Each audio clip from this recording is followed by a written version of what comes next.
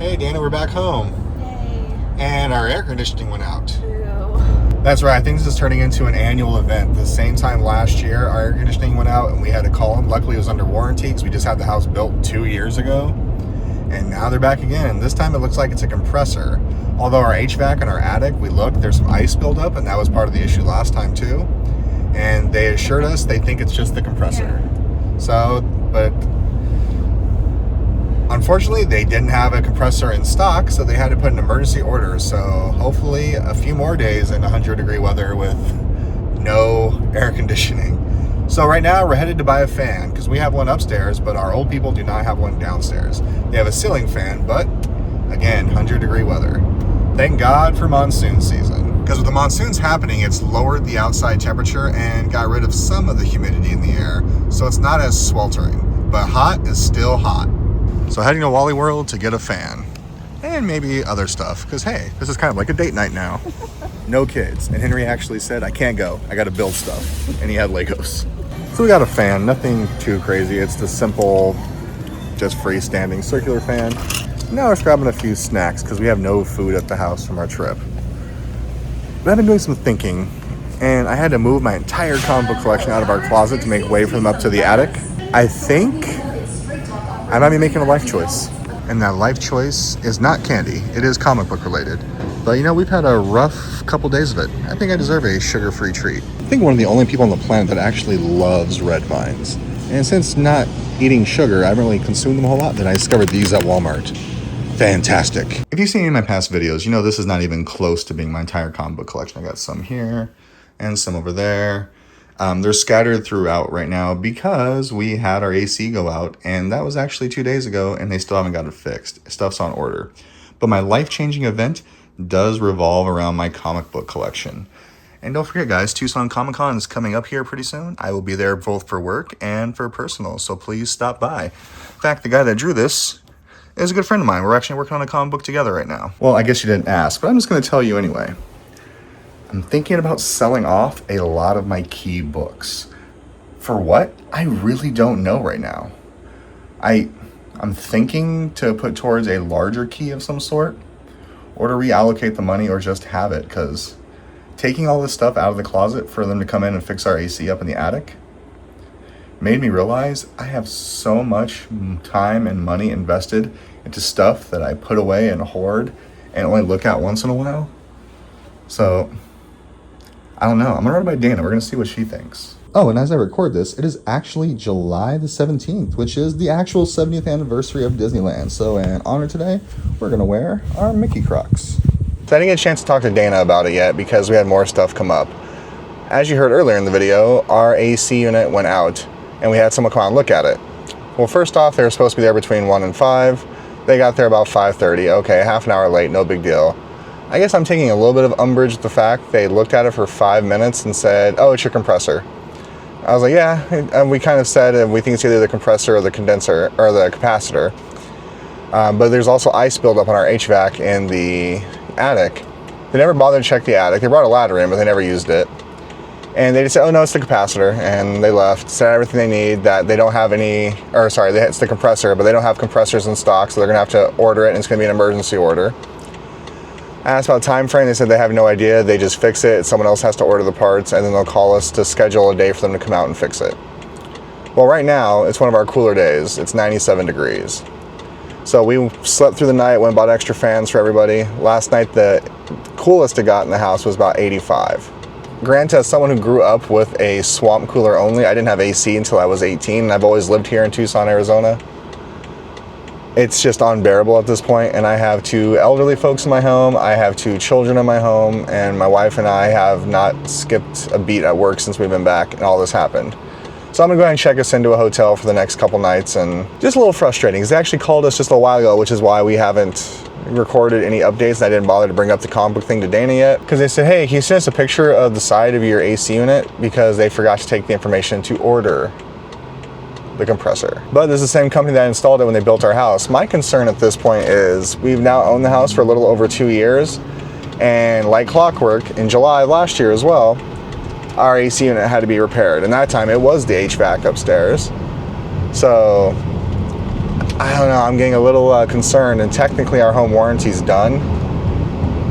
So we'll see how this goes. But let's talk about that life-changing comic book thing.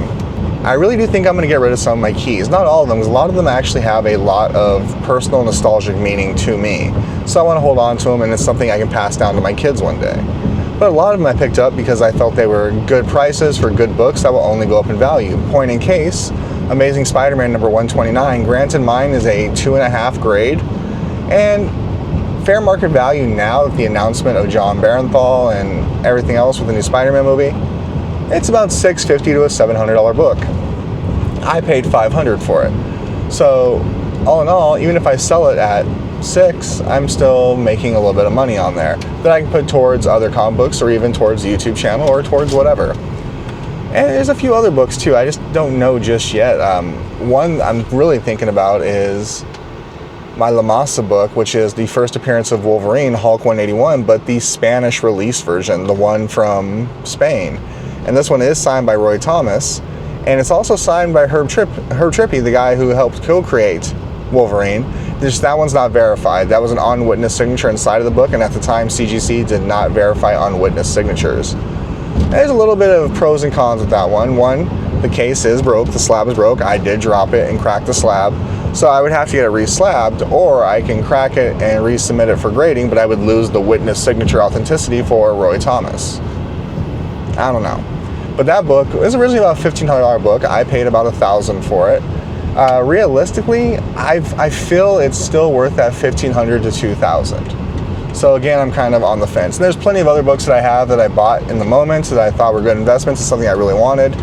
But I'm having that adult realization of I'm buying these, and I'm buying them with the mindset that their value increases, and I'm making investments, not necessarily buying things on speculation. Because the stuff I buy tends to hold its value, if not go up. It's not like, oh, this person might be in this movie coming up, or something along those lines.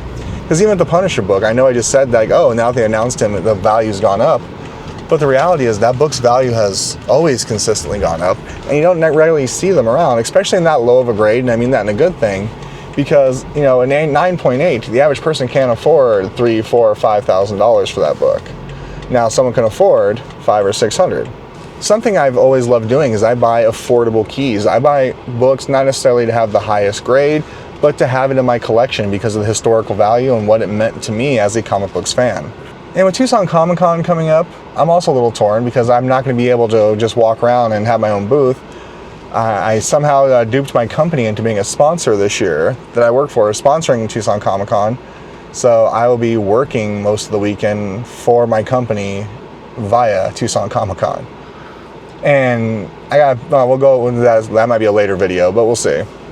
Right now, I think I'm ready to move on from a lot of my comics, because when we were moving them out of the closet to make way for them to get into the attic, which I didn't even check, so I guess I didn't have to, I just realized how much money and how much, like, it all came to a head and came to fruition once you're actually seeing those boxes moved and restacked and relocated. Yes, the realization of the sheer bulk and volume of my collection because of having to move the boxes was kind of an eye-opener and a reality check.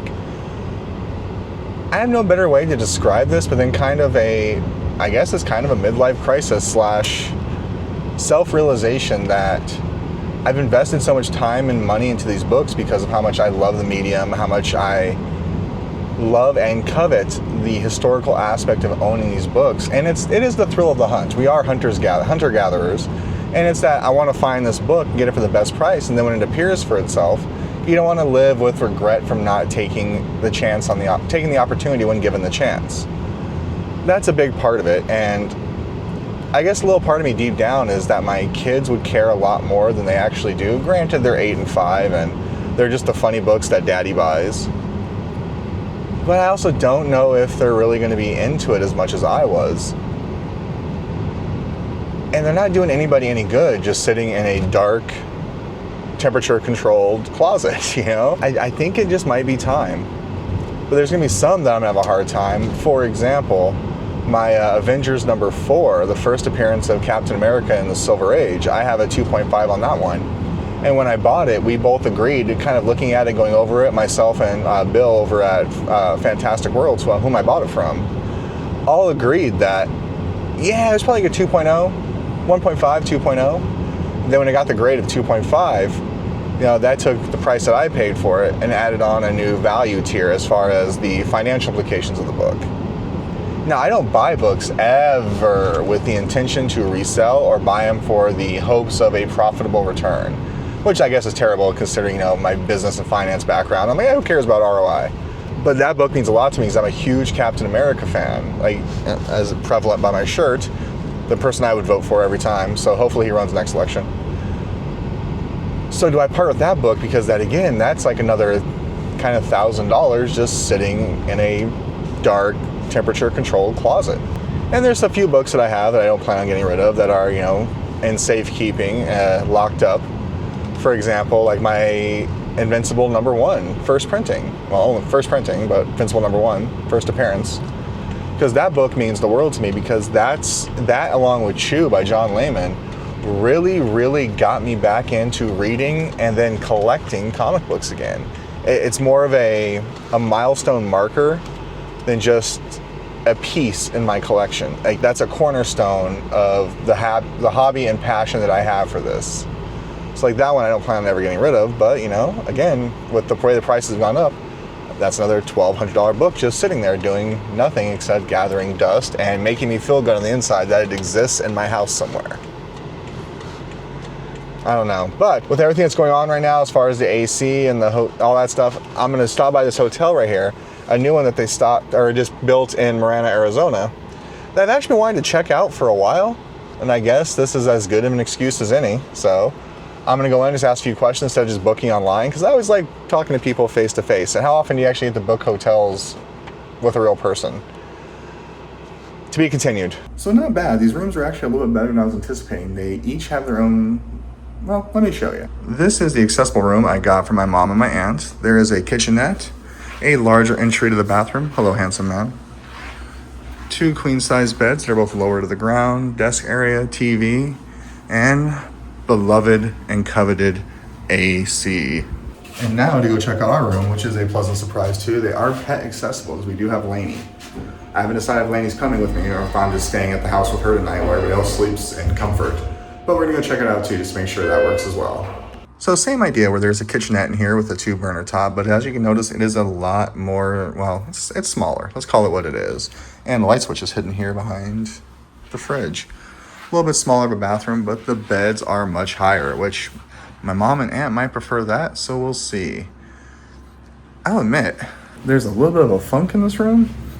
I don't know if somebody had smoked the ganja in here or something, but whatever, it's okay. And again, the coveted AC is working in 72 degrees. Monsoons are coming in. Thank God I just washed my car. So, time to go round up my old people, get them back, and get them checked in. These are the My Place suites, which are extended stay, which I didn't know. So that's why they have the kitchenettes and everything inside.